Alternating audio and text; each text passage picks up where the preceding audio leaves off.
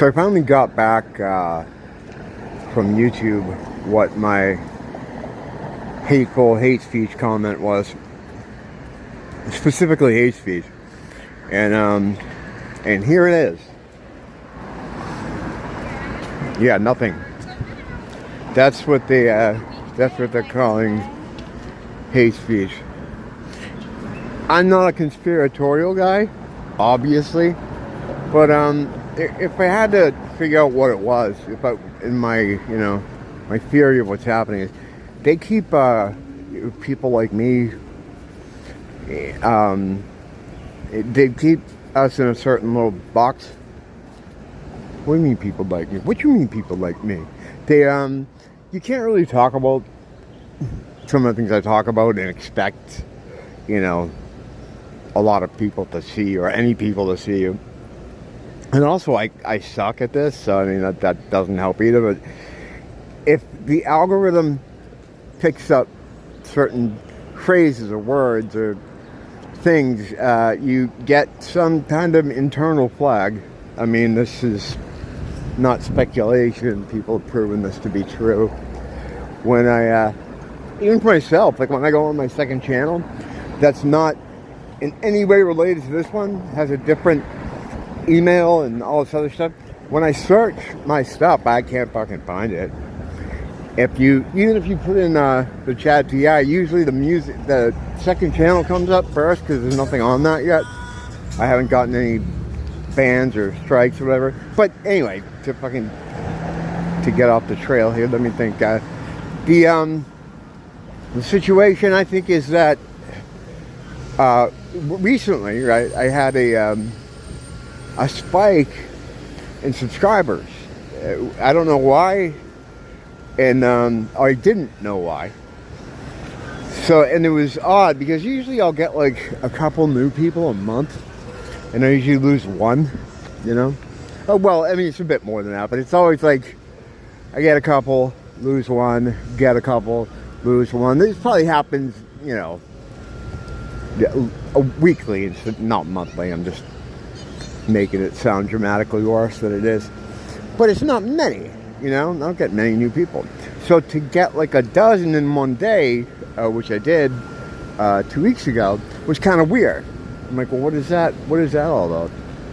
And my best guess, after looking at some stuff, is that it was either one or a couple of my comments.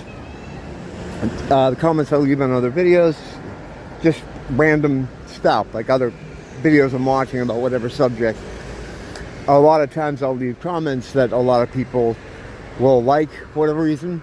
I don't know why. Usually I'm saying something really stupid or something that'll make me laugh. Very dry.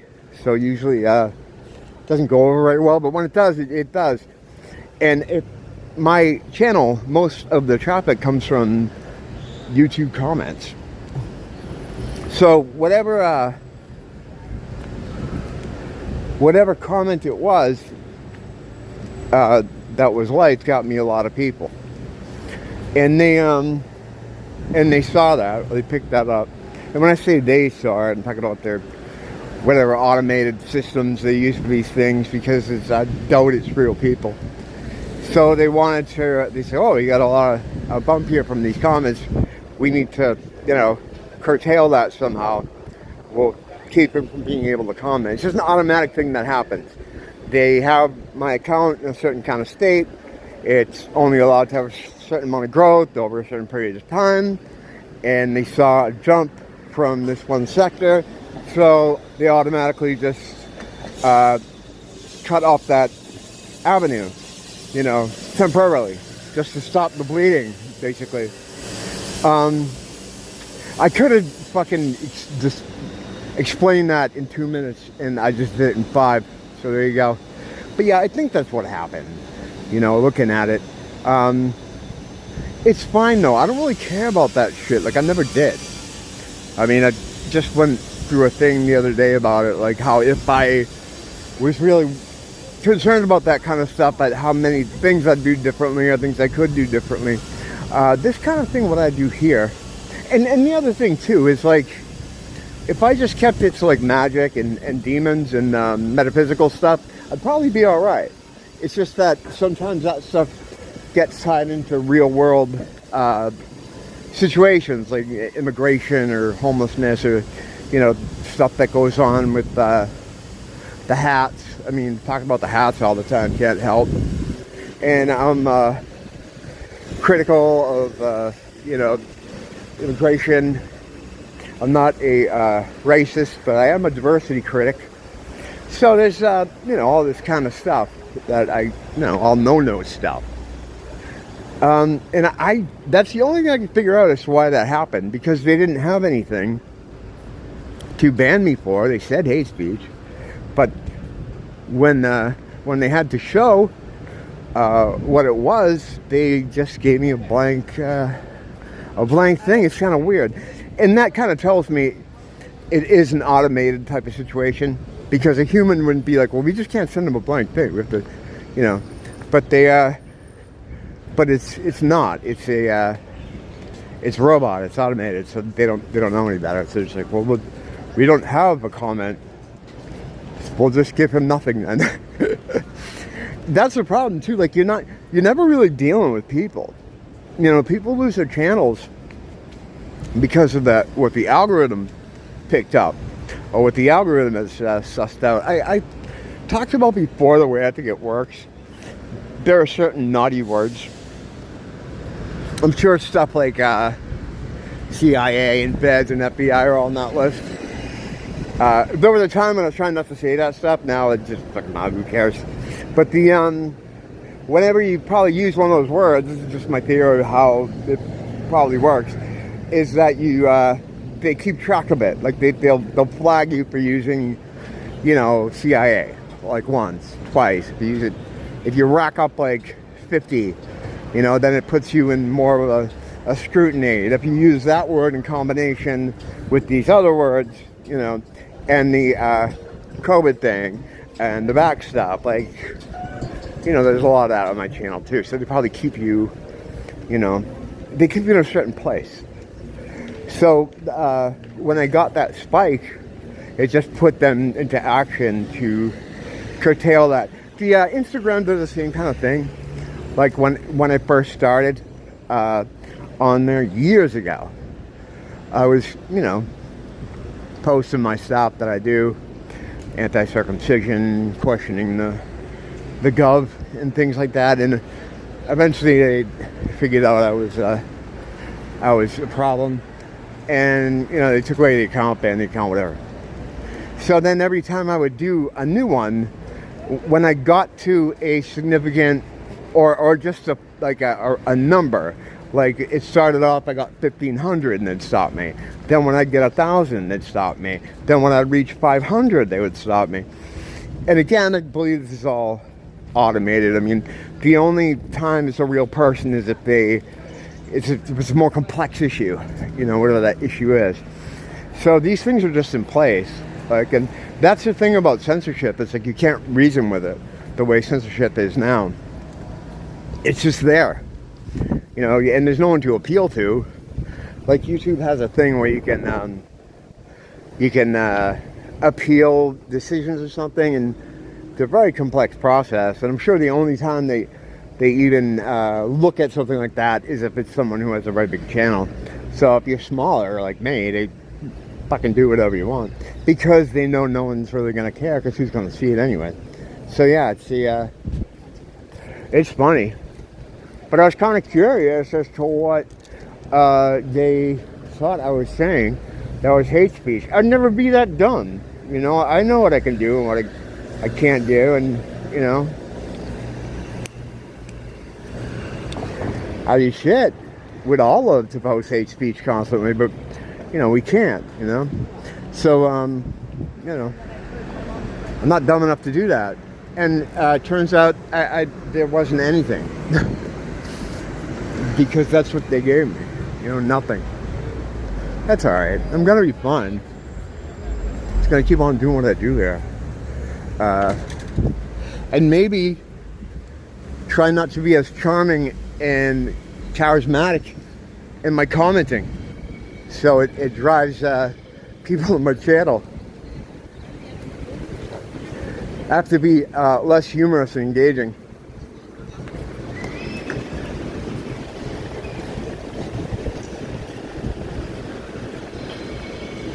Nice windy morning here in Honolulu. Not going into Ross today because I'm on a mission to launch.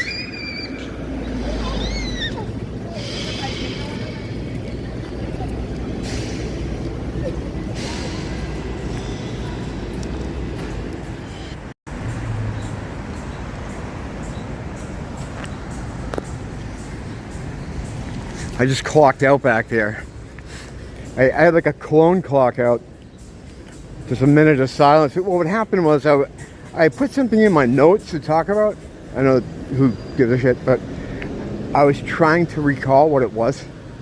And I can't look at my notes when I'm recording, so I turned it off to look at the notes, and I can't fucking read my my shorthand. And it's typed. Whatever. Usually when I have a situation like that where I forget what I'm talking about or run out, I usually just keep babbling and not get on to something else. But yeah, not so that time. Go back here, get away from wow, a lot of people out here today. Early too. It's usually when I like to come out because there's no one around. A lot of I'm noticing a lot of jailbirds out here too. Is that a white woman? I think it is. Holy shit. Wow, you don't see that too often. A white woman. Is it the same white woman? Yeah, same white woman. Pretty amazing now. I mean, that's, I'd say 5 times, under 5 times for Victoria's Secrets. Maybe. Let's get through here. Yeah, I can kind of tell who the jail guys are. I mean, there's a lot of them have the tattoos and stuff, and but they're always, it's just, I don't know, it's a certain look. It's the backpack mixed with, you know, other little details I pick up on. I used to joke to my friends that OCCC has like one of those underground Batman tunnels that he'd take from his office. It would go all the way to the Batcave. He'd just jump in it. And there was this tube that ran under the city. They have one of those from OCCC to here in Waikiki because it seems like people get out and they come right here. You know, they don't keep people long. They keep them. I don't know what you would have to do to get in jail and stay there here. It's a very blue state, so of course crime, you know, they don't really crack down on it. It's one of the only states where you can be a sex offender or have a sex crime history and still collect benefits. So there's a lot of those guys here too, you know. Over the years, I've had people point them out to me, like, oh, that guy, you know. There was a bunch from the homeless community when I used to hang around a lot with the homeless people. And yeah, it's that kind of place, you know what I mean? It's that kind of place. I was walking home the other day. I was almost in my house, and there's this African gentleman. I'm so nice, I would describe people. And he has like all these sort of gang tattoos on. And short guy, but built, you know? He's all muscle. And he's doing like these boxing moves and these kicks in the air, and there's people walking around him, like, and I'm like, that's fucking not good, you know? So I start walking down my street, kind of ignoring them. But sometimes crazy people, when they notice you, they just want to, you know, they want to interact with you for whatever reason. I get that a lot. She starts coming in my area as I'm walking, and there's garbage trucks out there doing the garbage. I usually stay the fuck away from those guys because they're dangerous. Speaking of, speaking of dangers. So he's walking over by the truck, which is really crazy. So I knew right away he was out of his mind. And he would lean down as if he was looking under the truck, and then jump up into like a forms position in Taekwondo, they have a thing called forms. And what you do is basically you have to memorize these different moves or like poses, but you also move. He was like doing some kind of forms. And as I'm trying to get to my house, he keeps kind of circling me and from the outside. So finally I'm like, I'm just gonna go see what's up with this guy. So I walk up to him and I'm like, you all right, man? See, I hate this comic shit. Like, what are you doing? He just pulled out of there. Like, he was just there. Did you see this? And then he doesn't even know I'm here. Hasn't looked at me once. Fucking people here. Not the smartest, but the, so, I walk up to him and I'm like, hey, you all right? And he's like, yeah, I'm all right. And I'm like, so I want to, try to prolong the conversation, see what's going on with them.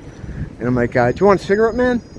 He's like, yeah. I always do that. You see me do that with when I go over to check if someone's got a demon in them, or if they're just regular crazy. That's always my move. It's to get them to open up maybe a little bit. So I give him the cigarette, and he starts like running off, and I'm like, you all right, man? I'm trying to get him to sit for a second. He's like, yeah. So I figured he was on meth, would be my guess, because of the way he was acting and how he didn't want to stick around. He wanted to keep moving, because that's what you do when you're on crystal meth. So I'm like, man, it's no good. We get older people in my neighborhood, we get kids, and you have this guy out there throwing karate kicks and acting really just unreasonable, Walking toward my house, and I come to the back, and one of my neighbors is coming out. A Mossad agent, because of course there's a Mossad agent in my fucking building, right? Of course. I've sussed that out on my own. She says she works for the Israeli army, and I'm like, oh, so when you live in Israel, you have to serve at a point in your life. So I'm like, oh, you used to you had to do your thing. She's like, no, I still work for them now. I'm like, oh, okay. And then so from there, when I had conversations with her, of course I had to sneakily kind of get things in. I used to talk to her all the time. I haven't seen her recently though. She has a cute little dog, really pretty little blonde lady. I would say she's in her maybe mid-30s, something like that. So as I'm going to my house, Mossad lady comes out, and I'm like, I thought for a minute, should I tell her about the nutty guy that's right there, over there on the street? Just to be careful. And like, now she can definitely handle herself, so I'm like, I'm not going to worry about it. But if it wasn't her, there's old people in my building, kids, young people, and there's just this guy like fucking going off in the street. It's like a guy that doesn't belong here. Like, why are you here? You know how much it costs to live here? It's the most expensive state in the country. And this is the most expensive city in the most expensive state. How the fuck are you living here? You're all methed out, cracked out African dude. You didn't come here on your own. You were brought here. Like a lot of them have been, And I'm not going to get into that. I've already spent a lot of time going into that whole thing. The fucking drill with that. But I went up to my apartment and looked over the lanai. I didn't see any commotion, so I figured she was all right. Now the garbage men were over there, but they ain't gonna do shit. They ain't gonna do shit. All mainly island guys. I don't even know if they'd notice really, but yeah, it's not really people you want to count on running the D. Historically, that's kind of not that thing. So I feel bad. I shouldn't say about the mother. It's just that, if I didn't know the history, I wish I could have stopped, learning about it. Hey, how you doing, man? about, you know, a tenth of the way into learning about it. Because once you get into the history, it's like, what the fuck, guys? Really? They used to have, like, crazy savage warriors here. Amazing fighters with amazing weapons, and they had shark-tooth fucking swords. They didn't fuck around. When they were killing each other, the islands used to fight, right? So they'd be warring back and forth, raiding each other. Crazy, crazy shit. Very brave guys. Brave warriors. And then King Kamehameha brought the islands together. And they said, oh, okay. We can throw our spears in the ocean and just go sit under a tree and get type 2. And that's kind of what happened. It's kind of been that way since.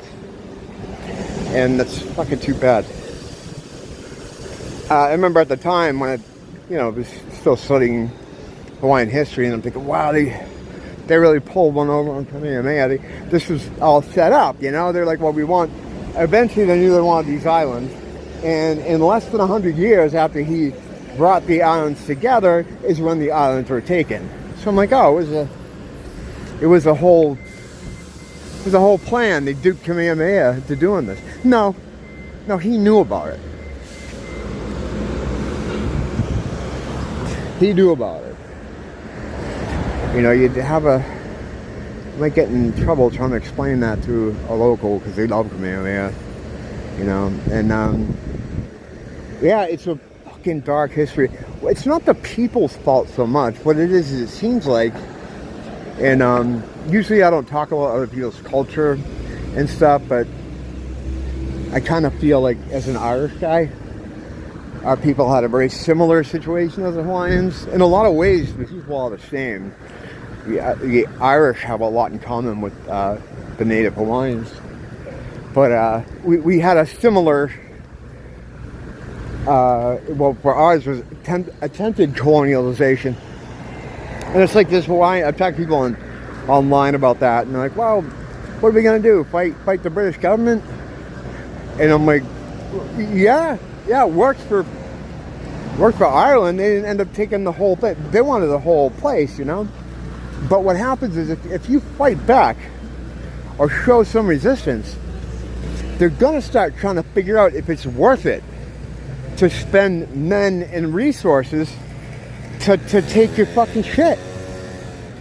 So if they mounted some kind of resistance to it, maybe they wouldn't have got all the islands. Maybe there would still be some under Kingdom of Hawaiian rule today. Because, it's still the Kingdom of Hawaii. It's just occupied by the U.S. government. Nothing's been officialized. Like, they call it the 50th state, but the fucking ink wasn't done on that. Like, I don't know if the word ratified is what you should be used, but it's not official. It's still an occupied territory, right? But Ireland didn't think they were going to beat the British fucking government, but they fought for a long time, and some people might debate whether it's a good thing or not, and I feel weird even talking about it, even though I have I have a good CD with my people. I still have never lived there, but I'm just talking out of school on a lot of people. That's all right. It's only us here, right? It's only us here. But they fought back for a long time, and it's terrible. It's terrible. It's still, in many ways, it's still going on now. But because of that, they didn't get the whole thing. They only get the north, and that's still kind of a contentious situation. But like I said before about Hawaii, it seems like they've always had people in their community, their own people, that will dupe them for the invaders, and with the promise of something in return. And it still happens now all the time. That's like how the fucking government works. And then you have to have fucking encampments in the woods for fucking native Hawaiians because of that kind of shit. Oh, the lady that ran that big camp died the other day. That's sad. It's really sad. hopefully there's other people that can take up her her mission. I'm sure there are. I'm sure there are a lot. The people there really loved her, you know. So yeah, so there's always someone willing to throw everybody else under the bus for a couple more shiny things. It's fucking deplorable. Yeah, it was right over here is where that guy was. Right here. And the garbage men who were not going to do anything were also right here. Yeah, no one is not cops ain't going to do anything for you here. No one else is going to do anything. You're kind of on your own. You got to be careful. You got to be, got to watch your own back. Helps to be paranoid like me. I mean, it's going to be a lot of problems in other aspects of your life. But it's definitely going to keep you a little bit safer. Kid's moving, damn. How you doing, man? Until next time, don't blame the teacher, blame the school.